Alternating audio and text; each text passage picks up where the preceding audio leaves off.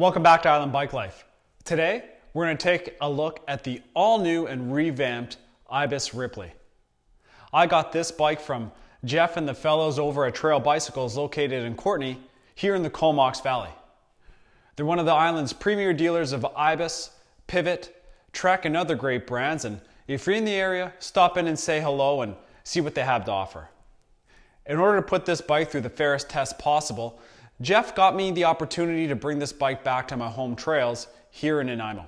Being that this is a trail bike through and through with 130 millimeters of travel up front and 120 out back, riding on 29-inch wheels, I wanted to not just focus on descending or climbing or trail riding, but really bring it through an area where I could test each of these things really well and give this bike a fair shake.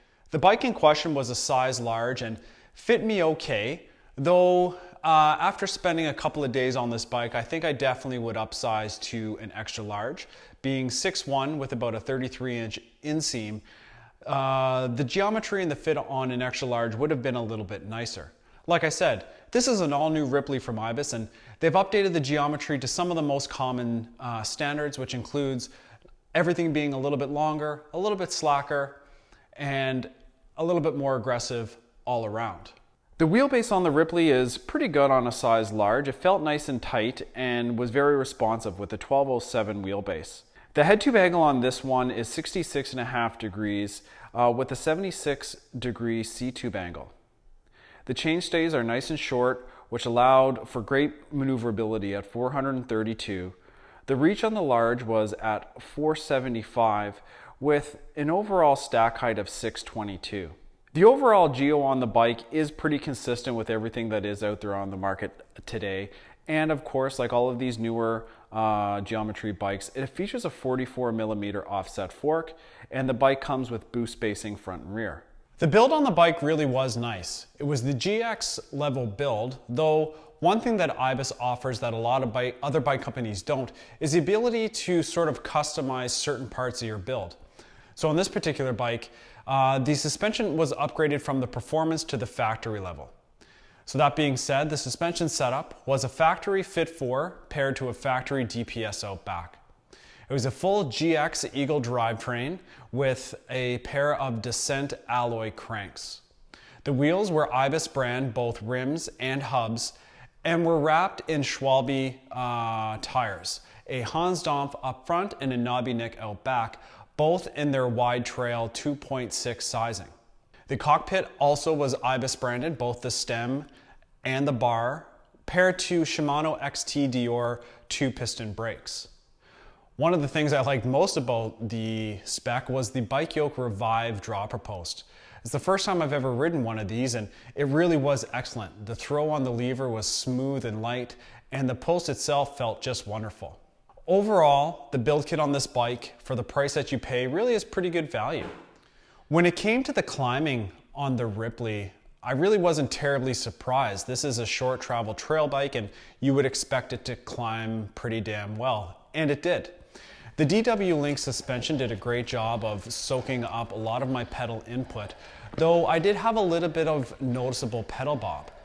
This is something that I noticed previously on Ibis bikes, specifically the Ripmo, that I kind of attributed to that particular bike being more of a longer travel, aggressive trail, light enduro bike. So I was a little bit surprised to have that same feeling across onto this one. I had it set up pretty aggressive, right around 30% sag in the back, so it wasn't overly soft, but it wasn't crazy stiff either.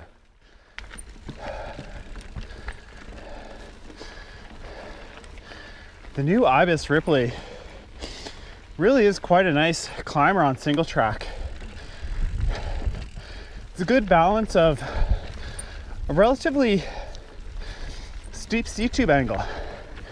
Not the steepest by any means, right around 76 degrees, but it put you in a good spot. It never really detracted from my overall feeling on the climbing, and in both fire road and single track environments, it performed really well. It tracked up and over roots and rocks, and it never left me spinning out or having failed pedal strokes, so that was nice. The bike felt really light and nimble on the trail, going up on switchbacks and over technical terrain. Steep fire road climbs on the Ripley is also really nice. Even on the steepest sections, just sitting and pedaling, no loss of traction or noticeable pedal bob. Really nice suspension platform for climbing overall. And in the end, the climbing platform in the Ibis Ripley was quite nice, though I was surprised, like I said, with a little bit of noticeable pedal bob, which did surprise me given what this bike is meant to do. When it came to trail riding on the Ibis Ripley, however, it really was quite fun and very lively. It was a really light, engaging bike, and though the wheelbase was a little bit on the shorter side to what I've been riding most recently in a lot of longer travel bikes, I never found that it was very skittish in tight or technical downhill or trail riding environments. It moved around the trail really nice, and because the bike is so nice and light and nimble, it really had no trouble whatsoever in maintaining not only a really fun and stable feeling when trail riding, it was able to maintain and hold speed up and over some technical sections of trails, which was really nice. I haven't ridden a lot of trail bikes in the last little while, and it was really nice reminder as to what a great fun time you can have on a bike that is purpose built for something like this. This bike isn't meant to be a crazy downhill rig. It really is made to ride trail and give you a smile ear to ear, and the Ibis Ripley really did that for me.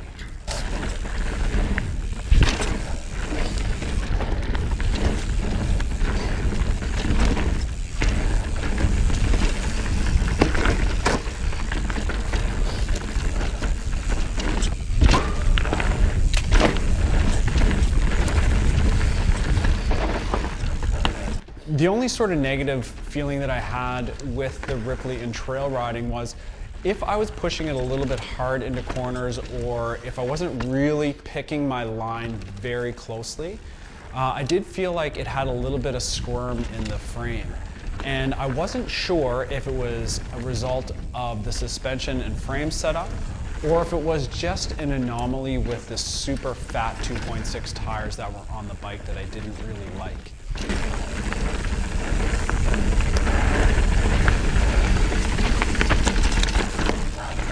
What a wonderfully nimble bike.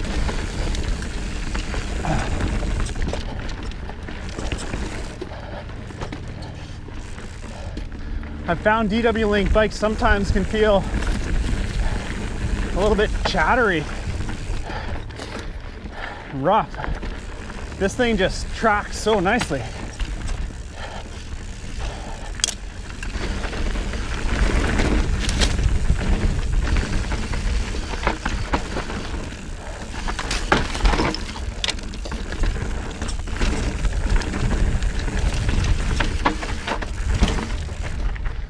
Wow, what a fun bike.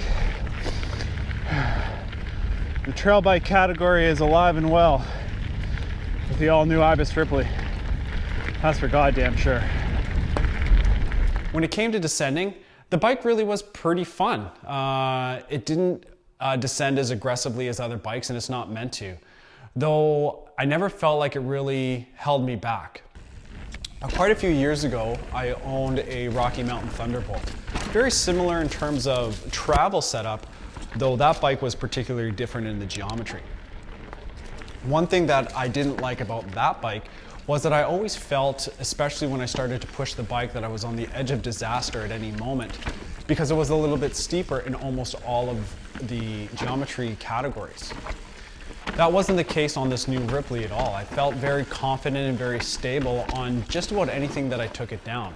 I never felt like it was being held back, and the nice aggressive geometry with that 66.5-degree head angle, with the suspension pairing 130 up front with 120 in the rear, really lent itself to being able to be hucked around down the hill.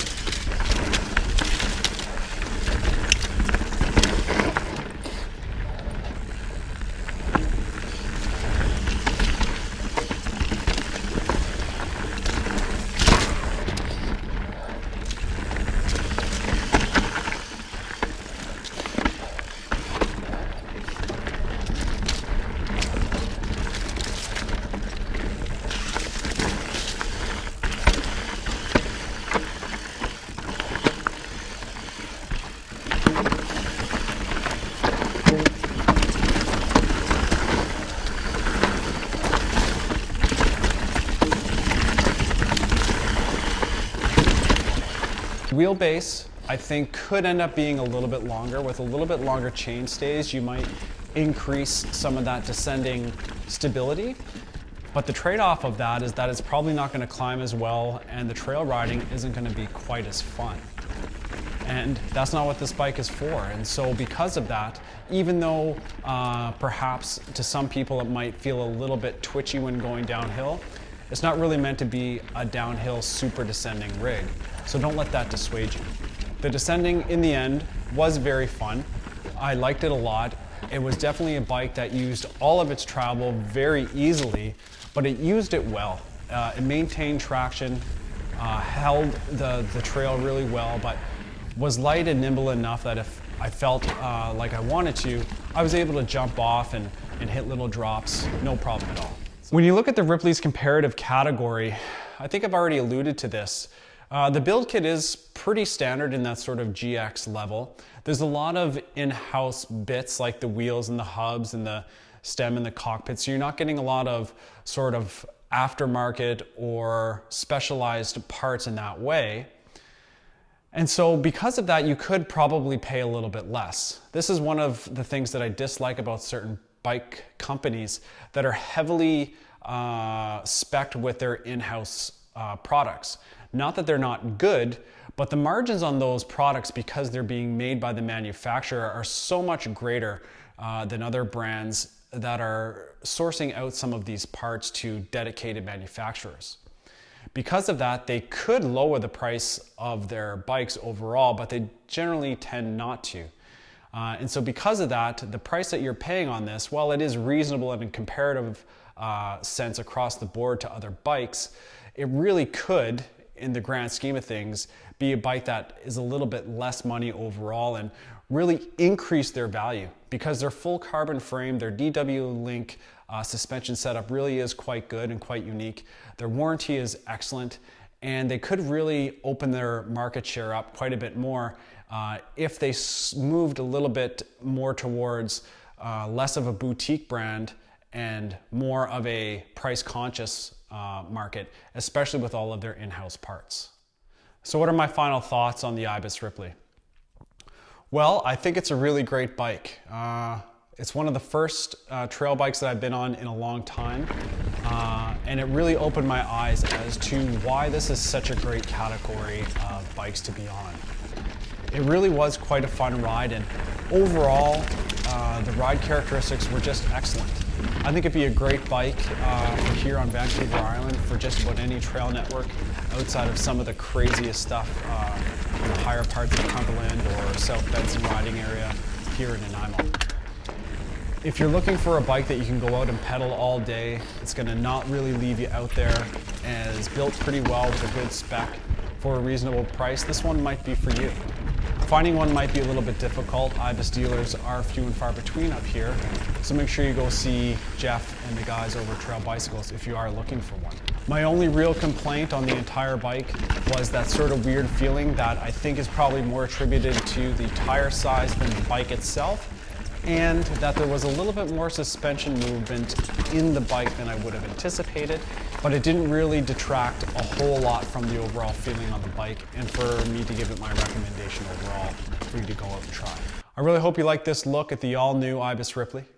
If you like what I'm doing here, think about hitting the subscribe and the like button. Leave me a comment down below and come and find me on Instagram. And as always, thanks again for watching. Now let's go hit the trails.